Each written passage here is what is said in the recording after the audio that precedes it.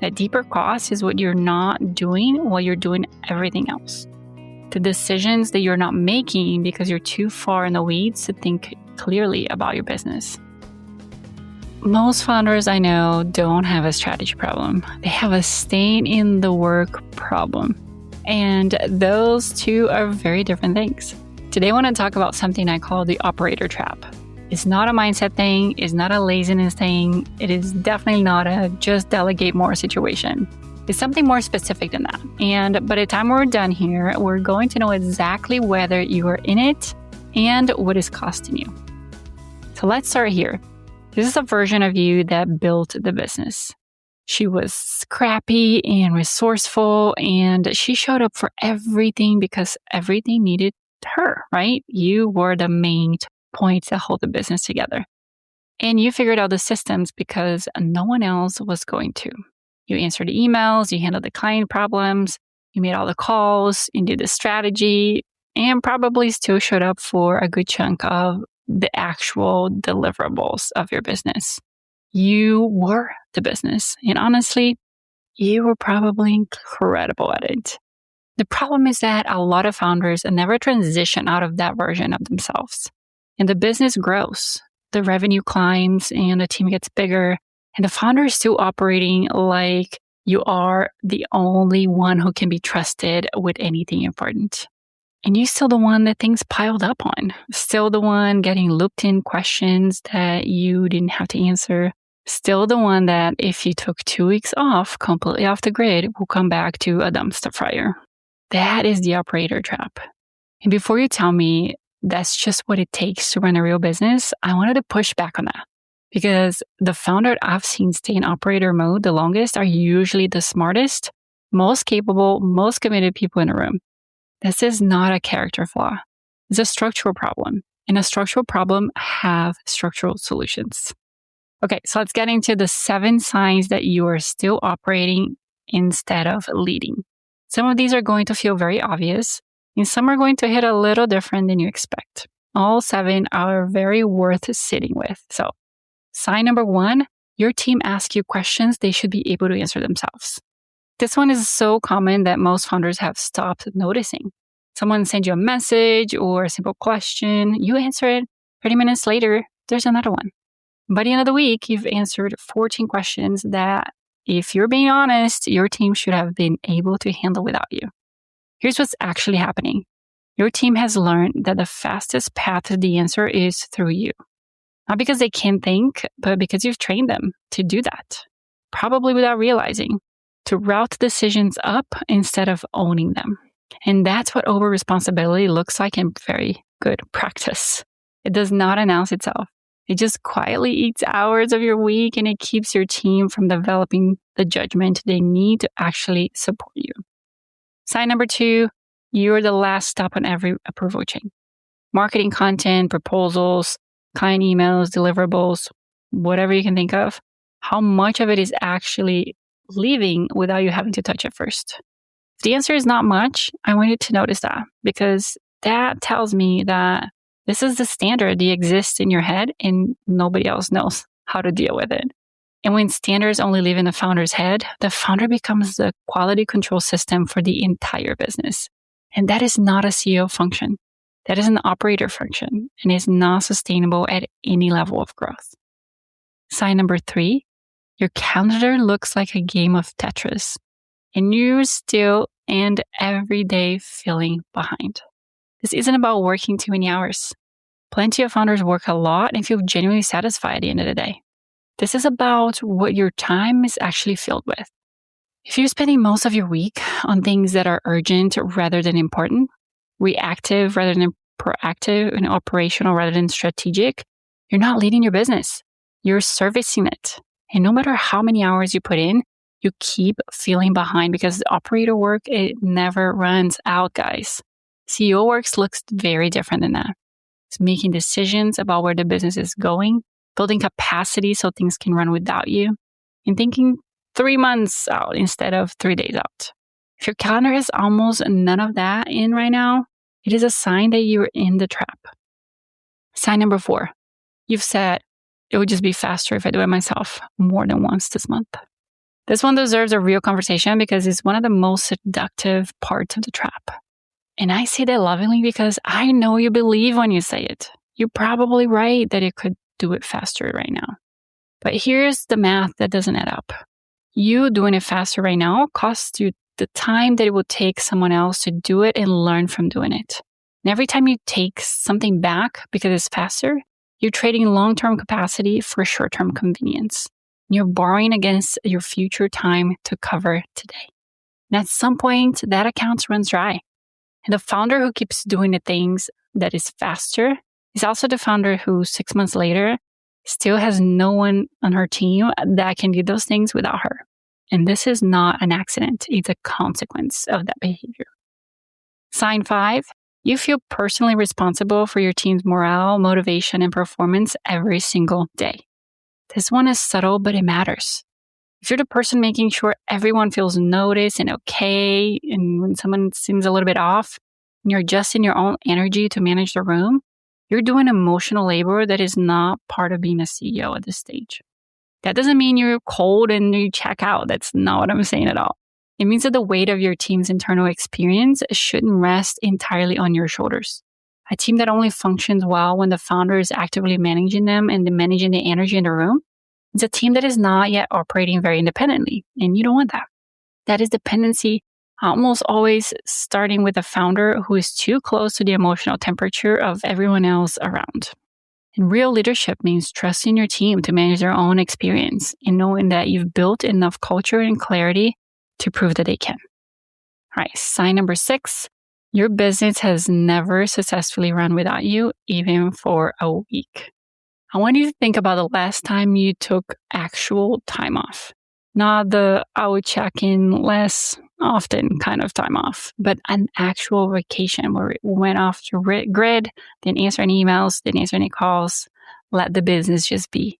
Real time off, where your team handled things and you were just unreachable. If that never happened, or if this happened and things did fall apart, that is very important information for us. It tells you your business is built around your presence and not systems. And a business built around the founder's presence has a ceiling. This isn't about building a system that you never show up for. That's not what I'm talking about. Most of the founders I know would love their work. They love being there. They don't want to disappear. They just want to know that they could and that things would not collapse if they did. That confidence comes from building differently and not from hoping that things will somewhat change on their own. This episode is brought to you by CEO Friend, and I want to take a second to tell you why I said yes to this one. Most of the founders I work with are sharp, successful, and still making the biggest calls without anyone who truly sees the whole business at once. Your accountant sees the numbers. Your coach sees the mindset, some of the strategy. Your mentor is working from their own experience. Nobody's sitting at the intersection of all of it, challenging your thinking and telling you what to do next. This is what a real advisory board does. Most founders at our stage cannot justify the cost. CEO Friend is an AI-powered advisory board built specifically for the founder-led businesses. Finance, marketing, strategy, operations, all personalized to your business and on demand. I vetted this one before saying yes, and I think it's a strong fit for where a lot of you are right now. Try it free for the first month. You can use the code ACEO trial, that's ACEO TRIAL, at ceofriend.ai/offer. The link is in the show notes for you. Go check it out. Sign number 7. You know what needs to change, but you keep finding reasons why now is not the right time. I'm going to spend a little more time here because this one is the most honest one in this whole list. And there's always a reason to wait. Launch is coming, the team is new, Q4 is busy, January will be better. After this client, after this hire, after this thing wraps up, the list of afters is infinite. I have never, not once, met a founder who said, yes, this is actually the perfect time to step back into CEO mode and away from operator mode. It just doesn't happen, right? Here's what I know from working with most founders who have actually made this shift. They didn't wait until the timing was perfect. They decided to start while things are still messy. still busy, still imperfect. Because the truth is, your business does not have a pause button. Things are going to keep going. If you wait for things to calm down before you build a structure that it lets things calm down, you'll be waiting for a very long time, my friend. That but not yet feeling, that's not a reason to wait. That is a sign you're exactly the person that this work is for. Okay, if you've been mentally tallying your score, I want you to say something important before we talk about what to do. Being the operator trap is not a failure. It's a stage. Every founder I've worked with has gone through the same version of it. I have gone through the same version of it. The ones who get out of it are not smarter or more talented than the ones who stay stuck. They're just the ones that got honest about what is costing them and decided the cost is too high. They've made a decision. They didn't wait until they felt ready. So let's talk about the real cost, because I think that's worth naming very clearly so you can see it for yourself and start making that decision. It is not just your time, not just your calendar. These are the surface symptoms. Like, these are the easy ones to spot. That deeper cost is what you're not doing while you're doing everything else. The decisions that you're not making because you're too far in the weeds to think clearly about your business. The vision that you're not casting because you're too tired by Friday to even think beyond the next deliverable. And the team you're not developing because you keep doing things for them instead of building their capacity. The clients you're not serving at the highest level because your energy is spread too thin.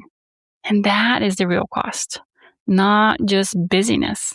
A business that is smaller and less powerful than it could be because the person who should be leading is still running it. Here's what I want to offer a reframe. The way most people talk about this makes founders feel like they just need more discipline or better time management. And that framing makes me go a little crazy, honestly. I don't want you to think that that's where we're pointing you towards. That operator trap is not a time management problem. It's not you need to work harder. It's an identity problem. It's a structural problem at the same time.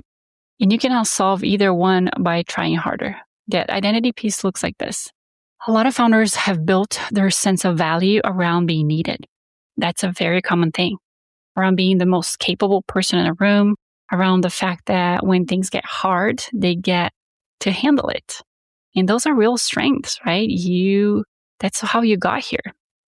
But they become a ceiling when they keep you from trusting other people and from letting go of the work that no longer belongs to you. My structural piece looks like this. If you don't have clear lanes and clear standards and clear decision authority and clear ways for your team to know what they own, your team will keep coming back to you. Not because they can't do the work, but because you haven't built that infrastructure that makes it clear whose work is it, who owns it, who should make the decision. And you need both, the identity work and the structural work. And that's what actually gets founders out of that operator trap. The way I think about it in this transition is through my return framework. This is the foundation of everything I do with my clients. The R is to recognize. You cannot change what you haven't named. So most founders really spend years tolerating the operator trap without even calling it what it is. Recognizing that pattern, seeing exactly where it shows up for you, that's the first move. E is for engineering. Once you can see it, then you can build around it. Systems, structures, handoffs, decision trees, whatever it is that you need. It removes you from the center of things that don't actually require you. The T is for trust. This is the identity layer, learning to trust your team, trust your systems, and trust yourself to lead without needing to control everything. This one takes time and is absolutely worth it. The U is for untangle. Most founders have identities that are deeply tangled up with their business, knowing who they are and why they're trying to do everything. That's what makes the rest of things really stick for you. The second R is for reinstate. This is where you take your time, your energy, and your strategic focus back. You rebuild a calendar and a role that reflects who you are now, not who you have been in the early years of your business. And the N is for nourish. You build what it actually sustains you. The rhythms, the rest, the relationships, the things that keep you in this for the long run. This is not a perfectly linear path, And you move through these stages in different orders for different parts of your business. But there's a path, right? Now, getting out of that operator trap is not a mystery anymore. It is a set of decisions followed by a set of structures, followed by a set of beliefs to get to rebuild. Here's one thing I want you to take this week. Just this one thing. Pay attention. Write down every decision you made in the last 5 days. Every single one. Doesn't matter how small. What do I post today? Should we send this proposal now? How do we handle this client situation? What do we price this offer? All of it. Then go through the list and ask yourself, which of these actually required me? Which ones could have been handled by someone else on my team if they had the right context and authority to do so? I'm willing to bet that a significant percentage of what you just spend decision-making energy on is not actually what requires you. It requires a standard, a process, a clear lane. And the fact that it landed on your plate is a system gap, not a capability gap on your team. That one exercise will tell you more about where you are in the operator trap than any assessment I could ever hand you. Here's what I want you to leave with today. Being a great operator is not a character flaw. It is a sign that you've cared deeply about your business and your clients and the quality of what you put into the world. The problem isn't that you have those qualities. The problem is that those qualities, without the right structure and identity work underneath it, will keep you doing work that isn't yours to do anymore. You've built something real. I want you to get to lead it. And if you're hearing yourself in this episode and you know it's time to do something different, the Beyond the Business Retreat is the most direct path I know for you to get there. And it is 2 days in-person experience designed specifically for founders who know something has to change, but they have been too close to their own business to actually see it clearly. We do the identity work and the structural work together in a space completely removed from the day-to-day. If it's calling you, the link is below in the show notes. Whether this is right for you or not, I hope that this gives you some real things to work on this week. Do that decision audit, see what you find, and we'll talk about it next week. And that's a wrap for today's episode of the Accidental CEO podcast. Thanks for hanging out with us in the world where creativity and business strategy collide. I am Nata Salvatore, thrilled to have shared this time with you. Remember, every episode is a step closer to mastering the art of being an accidental CEO. So don't miss out. Hit subscribe, drop us a sweet review, and spread the word to your creative tribe. Your next big breakthrough could be just one episode away. Join us next time for more insights, laughs, and actionable tips. Keep pushing boundaries, dreaming big, and embracing the beautiful chaos of entrepreneurship. Here's to make magic happen in your business and beyond.